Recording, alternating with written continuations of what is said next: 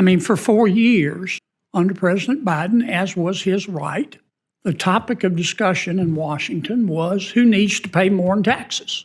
Who needs to pay more in taxes? That's no longer the main question. The main question is now, as it should be in my judgment, what the hell happened to all the money?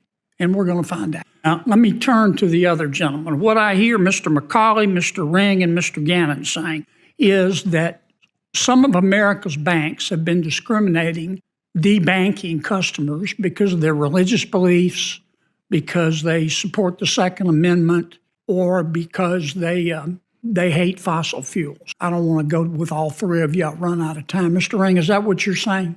Yes, sir. Which banks? Well, I think it's been publicly reported that Bank of America has certainly picked and choose winners. Who else? I think Chase Bank has. Who else? I think Citibank has. Who else?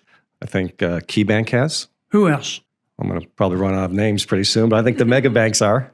Old Glory Bank is not, of course. We love the Second Amendment and fossil fuels. We need to get those banks in here, Mr. Chairman. We need to get all those CEOs in here.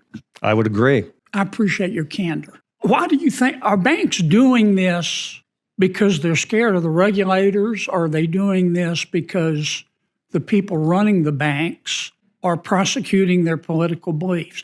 When a bank holds a seminar, taking up valuable employee time to discuss whether a man can breastfeed, are they doing that because regulators are leaning on them? Or are they doing that because the CEO really thinks that's subject to debate?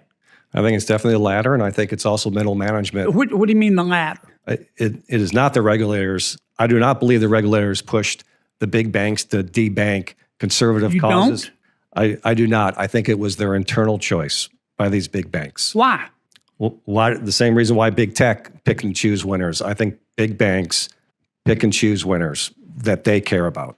And that's why we need a market solution, because you can't regulate that type of behavior without having unintended consequences. And now every time you get a customer application, you've got to fill out 5 forms as to why you did or did not pick that customer. So you think that that's the management of these banks that are just imposing their own politics on customers, ultimately to the detriment of shareholders? Is that your testimony? Yes, sir. Either you two gentlemen in my last 10 seconds disagree with that? I strongly disagree, Senator. Yes, I've spent a lot of time with a number of banks. Who do you think it is? I believe it's the regulators. How about you, sir? It's definitely regulators. All the big banks wanted to work with crypto and were scared away from it by the regulatory apparatus. All right, I'm out of time. Thank you, Mr. Chairman.